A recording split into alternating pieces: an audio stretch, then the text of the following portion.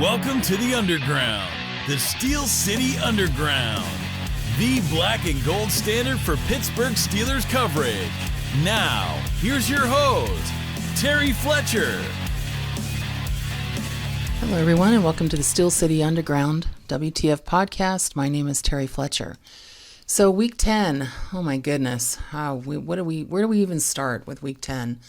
You know, one of my hobbies is watching football. It is. I love Steelers football, but I like NFL in general. I'm not a big, college football fan, but I just love the NFL. But Week 10 was tough. Talk about bad football. I mean, everywhere. And let's start with Monday Night Football. We'll go backwards. Denver 24, Buffalo 22.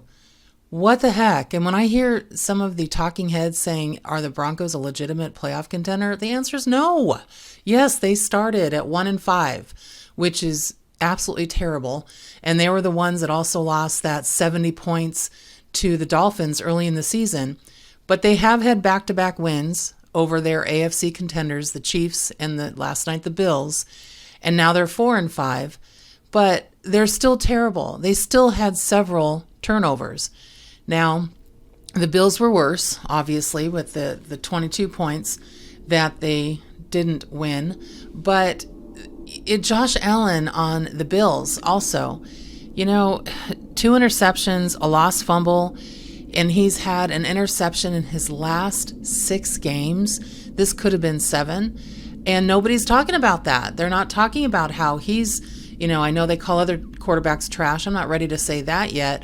But I think I saw a post that I thought was probably most appropriate. I think he's broken. I think there's a problem. Now, I did see that the Bills did fire the OC, Dorsey, after the Monday Night Football loss. But how does that fix a quarterback who keeps throwing to the wrong team? So, it's just really, it was just really sad. The Bills are now 5-5. They're looking up at the 6-3 Dolphins. And they just really are playing terrible football right now. And Josh Allen now leads the league in interceptions at 11. And that was his 10th 3-turnover game. And, he's one of the top in that area. You don't want to have that stat for you. Now, am I sad because it's AFC? No, because it just keeps getting better for the Steelers. But boy, that was just an ugly game. And as much as you love football, having to watch that is really tough.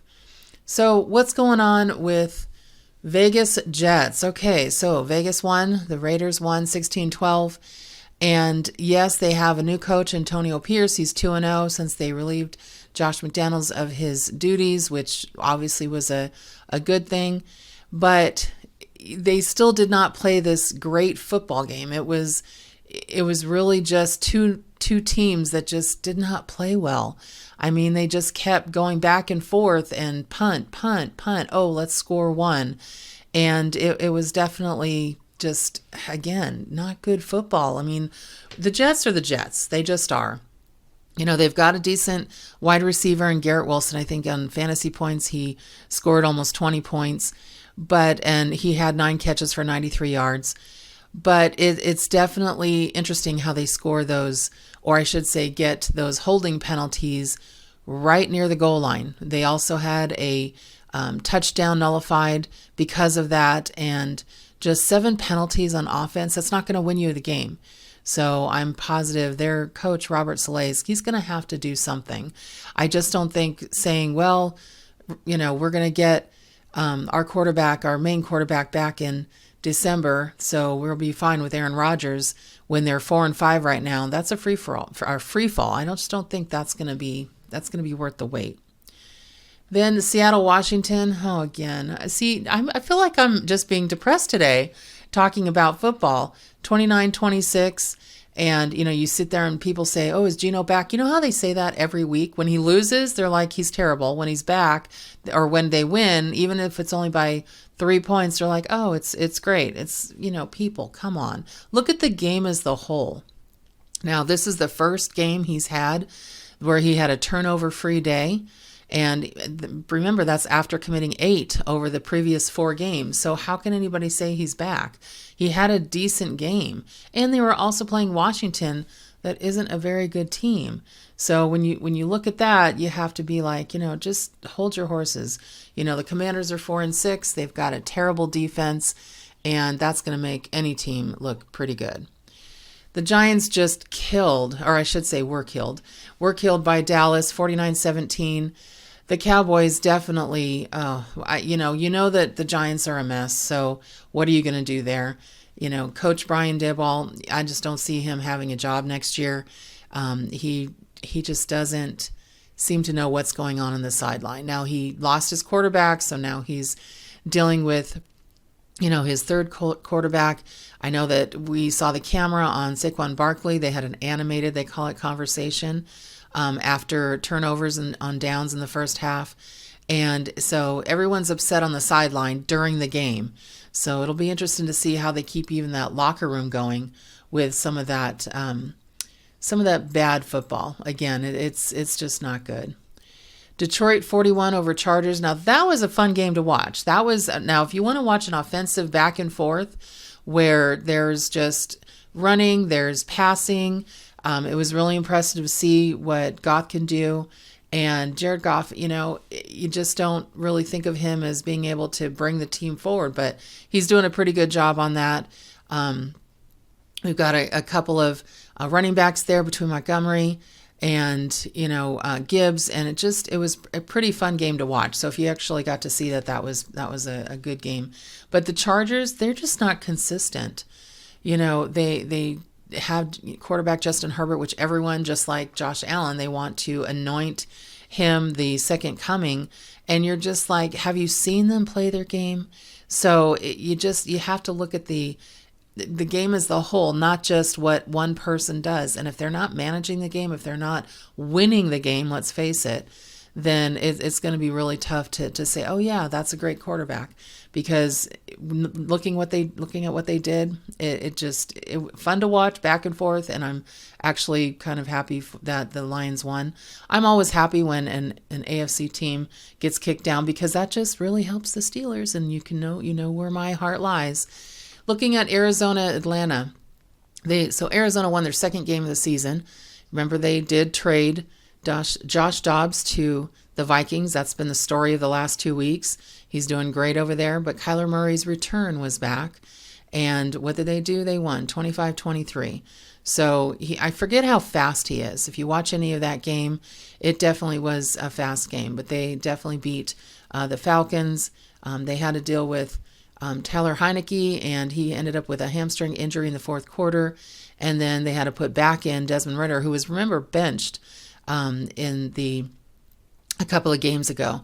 So between a struggling quarterback and then somebody was benched and then had to come back in, it's really going to be interesting to see what they do. They finally played running back Bijan Robinson after questioning his usage in a couple of games and not even making sense with that.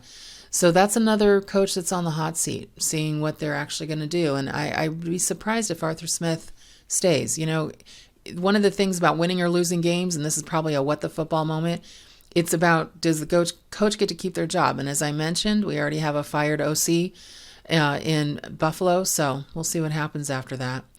Houston, Cincinnati. Houston, pull it off. We were holding our breath. Oh my goodness, could they actually beat an AFC North team? They did, and it was glorious. That's all I'm going to say. So the Houston Texans, as we know, they're a pretty good team right now, and especially with their quarterback. But they really did a decent job. 30-27, pushed down Cincinnati, and we like that. The Bengals, and what went on with them? Well, there's kind of an interesting what the football moment there. So, Jamar Chase, despite back injuries earlier, he did have 5 catches for 124 yards and a touchdown. But he didn't get that until the third quarter from Joe Burrow.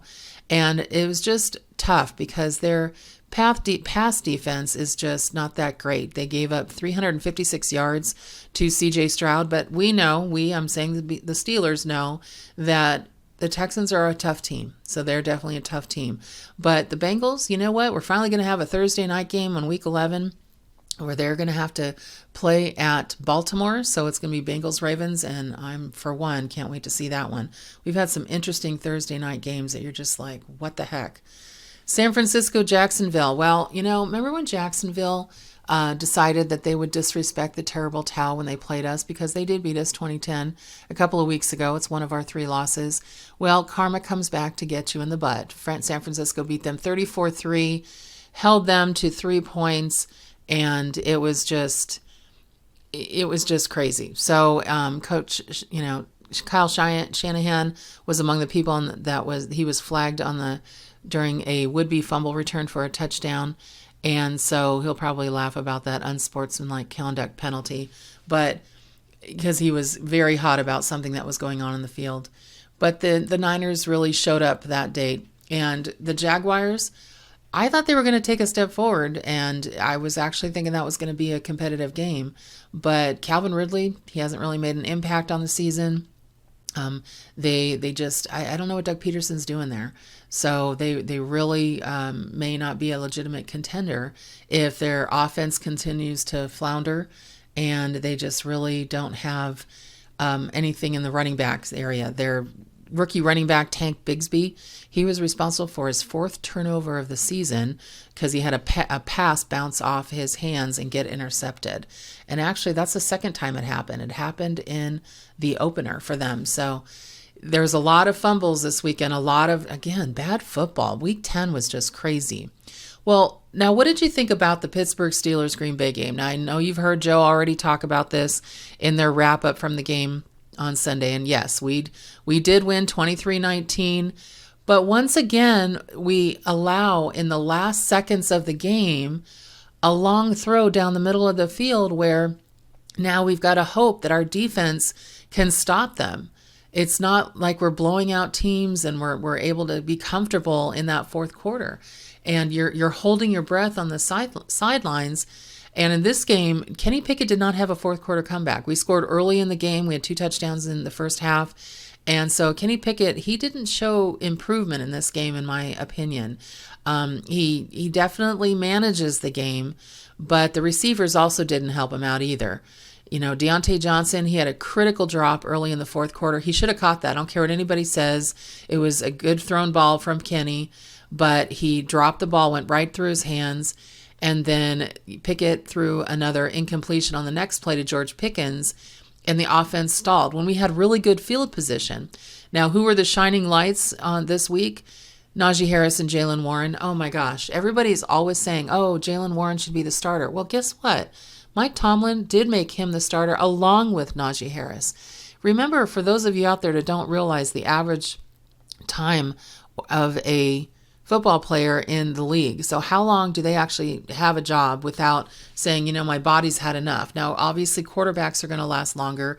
Not all the time, just usually the star quarterbacks. But running backs' average time in the NFL is 4 years. 4.4 to be exact, according to ESPN stats. And wide receivers, 7.2. That's not very long, because a lot of teams have their star running back. Well, we've got a great 1-2 punch. I don't know if you want to call them Batman and Robin or what, but the running backs scored the touchdowns on the first 2 possessions, and they also both had just excellent days. And so Jaylen Warren finally had his first 100-yard game, and it was just, a really good Pittsburgh Steeler, run the ball game. So I really appreciate that. Now the secondary, we had a little bit of trouble there, and they gave up completions of 49, 36, 30, 23 yards, in addition to a 35-yard touchdown, where in which Jordan Reed slipped behind Levi Wallace and Keanu Neal for the touchdown. But we did see now why we actually signed Patrick Peterson. Think about all of the missed extra points this weekend. We always talk about missed field goals. Mixed extra points are huge. That 1 point can make all the difference, and it did in the Steelers game. Think about it. If Green Bay had made their extra point on one of their touchdowns, they would have had 20. And the Pittsburgh Steelers at 23, all they had to do was go down, which they were in field goal range, and tie it up, and then we would have had to try to win in overtime. Instead, they had no choice with no timeouts and to use all their timeouts, but to try and get a touchdown. So those extra points, and this is really kind of a way to say I have a Chris Boswell, appreciation day. I think we need to throw him a party because he's so reliable. He makes everything that he does. And, I don't even count the 61-yarder that he wasn't able to make after we had a holding call when he did make the 55-yarder last week.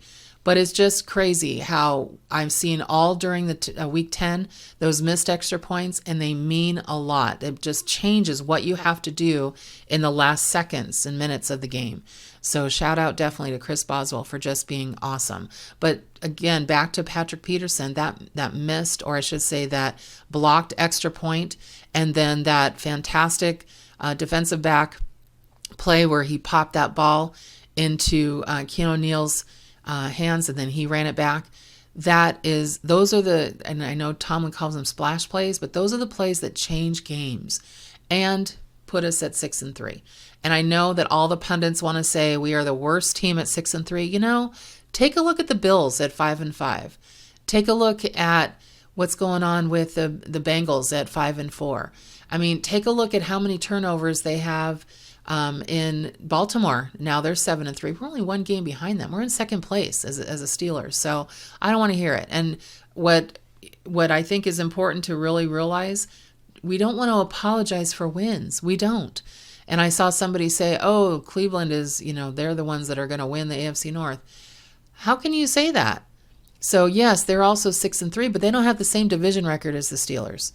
And they do have a favorable schedule, so do the Steelers, except we do play them in Week 11. But the biggest thing is our secondary, or I should say our TJ Watt and Alex Highsmith, they have to get after Deshaun Watson because he is not a good quarterback. He is kind of making his way, but he throws a pick six on the opening drive. He fumbles. He's very much similar without the mobility of Lamar Jackson, how they turn over the ball. I know that he's definitely not worth the money they paid him. But if we can get after him and get him to, do what he does as far as his fumbles and his lack of ball protection, I really believe that there's going to be a possible win when we're in Cleveland this coming weekend. So I think that that's a positive. Now, Ravens, everybody's like, oh, everyone's hurt. Everyone has injuries. Everyone does. Look what we've lost on Steelers. And so I don't even want to hear it. Yes, they lost quarterback Humphreys, the left tackle Ron Staley, where they were limped to the locker room, and Humphrey had an ankle injury. But, they just don't seem to really capitalize on their running game. So we'll see what happens there. I don't see that Lamar Jackson's doing any kind of, backflips into the end zone. So we'll see what happens in that one. The positive, what the football, is Minnesota. I love the Josh Dobbs story. Keep it going as long as possible. So can the Vikings keep winning with him? They did again this week. So 27-19 versus New Orleans. He's only been there 10 days. He ran for a touchdown, threw for a second touchdown, compiled 192 yards, rushing and receiving yards. And so now he's run 2 straight games, and he's only played 7 of 8 quarters for them. And so, but the coaching staff, O'Connell's doing a great job over there. And TJ Hawkinson, he's in my fantasy league. I actually appreciate that tight end for 10 catches for 100 yards and a touchdown. That definitely helped me win 3 out of my 4 leagues this week. So you just can't help but really root for Josh Dobbs. And I think it helps that he's in an NFC league right now, or he's on the other side. Tampa Bay, Tennessee. Well, Tennessee, I don't know what's going on with them. They just don't have any offense at all. And so it just looks like Baker Mayfield kind of 20-6, just kind of walked all over them. Indianapolis, 10-6 New England. Wow. 2-8 Patriots. Wow. Heading into their bye. I keep hearing that they're going to continue with Mac Jones. Why? He is terrible. Fourth quarter interception. I don't see anybody yelling at him on the sidelines. That's one to keep an eye on. And also, even though Bill Belichick signed a 4-year deal for his contract, there's a lot of rumors saying that that might not be the case. He may be deciding to leave or walk away. Well, if you don't have a quarterback, you don't have Tom Brady, you don't have anybody that's solid there, but you do have a record that could get you somebody in the draft. It'll be interesting to see what happens on that one. So it's been definitely a interesting week 10, to say the least. And let's hope week 11 brings us a little bit less drama on the extra point kicks. I know that as a joke, I was checking my blood pressure during the game in the last minute, and it spiked. It spiked, yes. When anybody says, we hyperventilate through our Steelers game, they're not lying. My blood pressure spiked. So I've got to calm down, not scream at the TV, and just say, okay, everything's going to be okay. So let's hope we can get to 7-3, and life would be grand. So everyone, make it a great day, a great rest of your week, and thank you for listening to the WTF podcast by Steel City Underground. We would like to thank you for listening and remind our listeners to follow us on social media and our website, www.steelcityunderground.com.